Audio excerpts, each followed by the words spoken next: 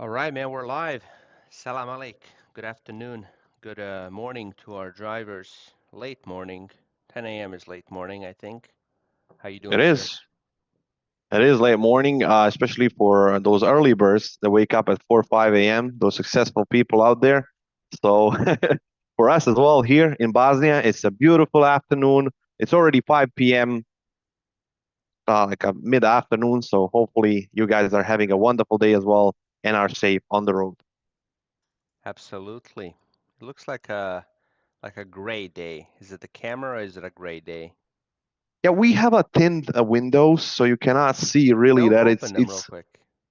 it's a beautiful Oh my um Lord. Oh my God. yeah, it's a beautiful sunny day, man. Nice. Uh, Although, for those lovers of geography, we are having a slight issue with sand from Sahara desert. So how it goes is that the sand goes over the Mediterranean Sea and hits Italy, Greece, and eventually comes to Bosnia as well.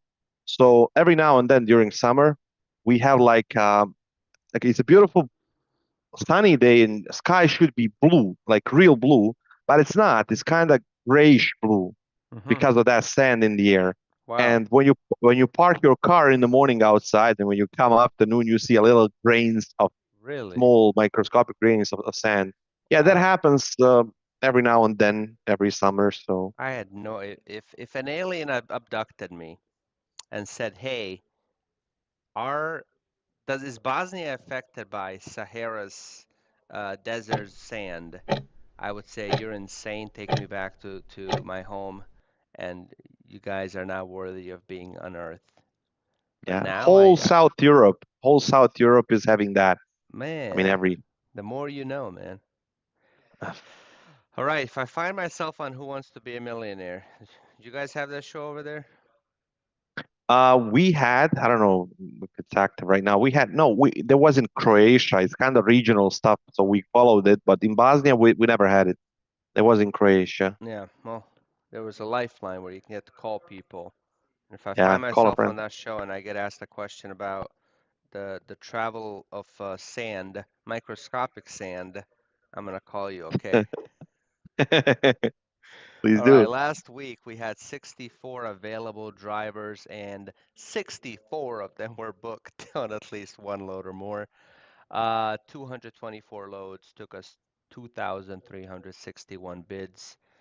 Per the usual 10% bid win ratio and average driver pay is 2177, which is a good number. It's not ideal. I think our target is always around 25, but if on average our drivers, this is of course considering those drivers that are working like one day in the week and also those guys working like 5 days. So all in all, it's a healthy number. Oh, Ah, it's Sirnica today. look at that. So that's cool. So yeah, about three-fourths of opportunities were not utilized, whether they were declined or expired. And we went after one-fourth, winning 224 loads last week. Code red. Well, I let you deliver the bad news. Go ahead. well, the good news is on this list we have two left that are not booked since this morning because this is of course made for the guys that were waiting over the weekend. The bad news is all of these guys delivered Friday, Saturday, or Sunday and are still not booked, or were not still booked when we created this presentation a couple of hours ago. So nothing to add here except this happens every Monday. We have the same list, and usually every Tuesday there is either one or two left or no one left on the list. Hopefully, this the same thing will happen tomorrow. Last week, we had a number of problems with layovers, detention times, storms, and so on. The one situation we would like to point out is the situation that happened Sunday evening, where the driver was late and failed to communicate why he was late. That led to our customer questioning our commitment to on time performance and great service overall. Once again, we urge our drivers to communicate if we're going to be late. Listen, guys, here's the thing, there's a whole chain, right? Um, there's a saying that goes, "Shit rolls downhill," and when the paying party, right, the main customer calls our broker and they're pissed off about something, our broker's gonna call us even more pissed off about that thing. Sometimes, brokers act unfairly and they call and they kind of flex their muscle without a need.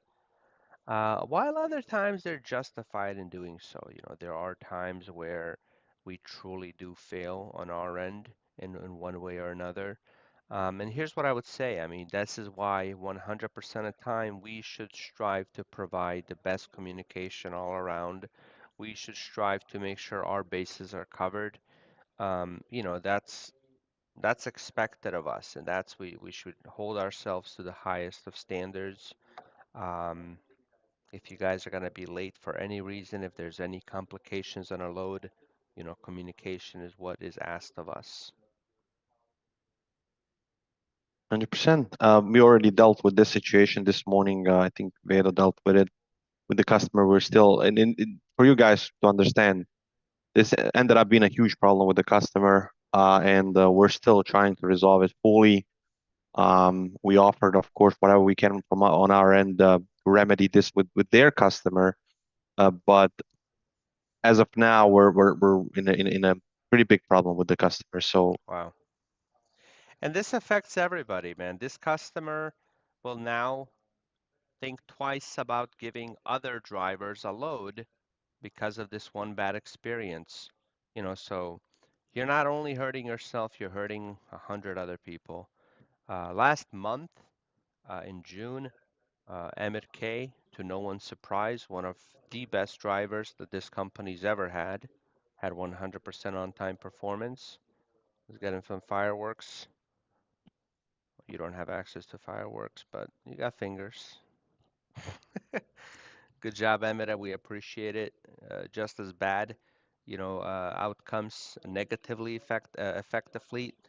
Good behaviors and good actions positively. So, we have 100 drivers who are positively benefiting from Emmett's good on-time performance. Um, Good job to our dispatch team. I mean, even numbers across the board when you take into account shifts and roles and stuff like that. But Haris, yeah, this is the June, whole June. Muammar was ah, out. Muammar was out for a week as well. So his numbers are kind of disordered there. He was on vacation for a week. yeah, Others just normal numbers, I guess, when it comes to. But what is Muammar's secret with this bid-win ratio, man? We will we have will to, waterboard him until he tells us. yeah, we'll have to dig deep to see what we can do. So Haris, with that amount of bids, has a similar bid-win ratio, and then Haris will book like 800 loads if he has 12.31 bid-win ratio. Yeah, I don't know. What do we got here?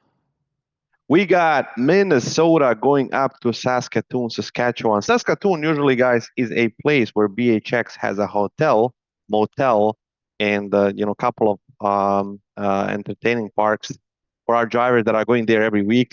So this, it's no wonder that every week we have one Saskatoon as one of the best lows that we booked. So Minnesota to Saskatchewan, 998 miles, 1,000 miles, 1530. $1.53. Beautiful load. Love it. Okay, let's get a fun fact out about the Great Saskatoon. So, it is not just known for its bridges or sunshine, it's also home to a quirky local legend about the Saskatoon berry Sasquatch. According to Sasquatch. I according wanted to to ask. folklore, this berry-loving creature is said to roam the outskirts of the city, secretly picking the juiciest Saskatoon berries.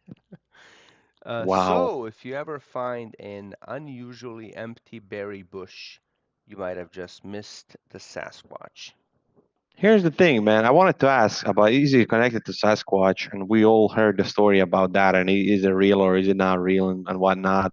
Of course, it's Um, real. here's the Probably there were that land was known for some Native American, Native Canadian name. They had some name for it, um, but Canadians decided to whitewash it a little bit. I don't know, but whatever they did, Sasquatch, unreal figure, being the name of the whole province, insane. Go ahead. Front Royal, Virginia, going to Hare Winkler, Manitoba. It is 1,500 miles for $1,700. Very good load. Very nice long load going from East Coast to up to Canada. Similar to the Saskatoon, but paying better. Oh, you'll like this one. Check this one out. Fun fact about Minkler, Manitoba. Oh, it's a Winkler or Minkler? Winkler. Well, I put in Minkler, so let's just go with that. Yeah, let's go with that. Minkler might be small, but it's got a big reputation for being the UFO capital of Manitoba. Local Wow. lore has it that the town's night skies are a favorite hangout spot for the extraterrestrial tourists. Rumor has it that they come for the dazzling northern lights and stay for the friendly atmosphere. So if you see strange lights or unusual visitors, just remember they're probably just here for the show. Wow. I would never guess that it's Manitoba where it's the capital for UFOs. What do we got here? We had Savannah, Georgia going to Oakville, Ontario, dollar a mile load. Man, hairs on my arm will stand up from the beauty of this load. The best load ever booked. It's the best load booked in 50, 11 years of 10 years of this company. Um, Probably there were not a better load than this. Usually drivers, Savannah, Georgia, guys, not Atlanta. Drivers are getting out of there barely 70 cents a mile up to good regions. It's the reality of current situation. And then we booked someone dollar a mile. Beautiful. So, Savannah, Georgia is often called the most haunted city in the USA. Its Ooh, historical ghosts. buildings, ancient cemeteries, and eerie Spanish moss-draped trees provide the perfect backdrop for ghost stories and haunted tours. Wow. Wow. Who would The say? I would. iconic bench from the movie Forrest Gump, where Tom Hanks' character famously says life is like a box of chocolates, was placed in Savannah's Chippewa Square during filming. Though the bench is now in a museum, fans still visit the square to see where the scene was shot. Yeah. Let me do that in his voice. My mom always said life is like a box of chocolate. You never know what you're gonna get. There you go. I don't disagree. I don't On disagree Fridays, we either. strongly advise our drivers not to miss out on opportunities that deliver on Monday. We understand that you may want Friday's loads to go into this week's pay, but you are shooting yourself in the foot by missing out on those loads since most Friday loads have Monday deliveries. Yeah, I mean, end of the week is always, people need to handle with strategy and grace. You got to balance, making the most of that day and that weekend, but also being open and being realistic and not shooting yourself in the foot and missing out on Monday opportunities. 100%. Just one more tip before we go to on time, because I know it won't be on the presentation. So guys, it's Monday. This week is a 4th of July week. That means 4th of July and 5th of July will be considered in the industry and in much of the America as a prolonged, longer weekend. And usually, historically, we book only a fistful of loads um, in Thursday and Friday. So please plan ahead. Some of you that are new to the industry should know that to strategize. We already spoke with the dispatch team. They will be giving you tips and strategies what to do with your dispatch settings. So you can kind of, if you, I mean, just to give you an example, if it's Tuesday and you deliver Thursday, if you pick up a load in Indiana and deliver Thursday in Nevada or Salt Lake City, um, possibility of you getting back. until Monday is way lower than on the usual week. So try to think ahead, strategize, and we'll get it. We'll help you along the way. Perfect. 98% on time performance. Great job. This is exactly where we want to be. 41 late arrivals without a valid reason. This is for the whole month, right? For the whole month. Yeah. Yeah. On 891 loads or 1,727 stops. So good numbers all around. Thank you guys. Your most unhappy customers are the greatest source of learning. That's really, really good, man, because people want to discredit generally people are like, oh, these customers are pain in the ass. And there might be, and maybe there are some people in that group who will never be happy, even if your service was the absolute best in the world. But here's the thing, they will often come with things that are, things that you should improve and fix and change.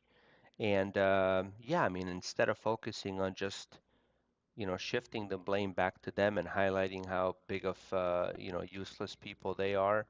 If you benefit from the feedback they're providing you, you can make better service for them and the customers that are more worthy and deserving of that better service.